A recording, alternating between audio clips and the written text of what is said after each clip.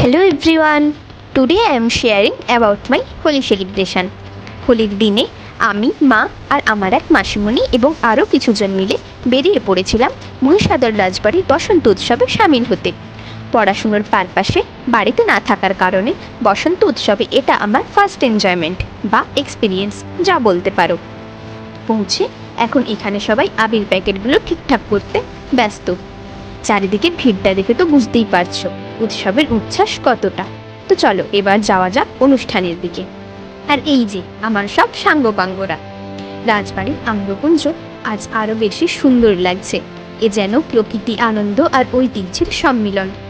বাবা রে, এদিকেই তো পুরো জনস্রোত। যাই হোক, ভিড় পেরিয়ে এক লাস্ট পৌঁছলাম স্টেজের কাছে। রবীন্দ্রনাথ ঠাকুরের অনুপ্রেরণায় বসন্ত উৎসব মানেই নাচ, গান আর রঙের খেলা। চারিদিকে সবার এই আনন্দ উচ্ছ্বাস যেন আজ তারই প্রমাণ। আর মঞ্চের নৃত্যানুষ্ঠানের প্রশংসা না করলেই নয়, সত্যিই অসাধারণ।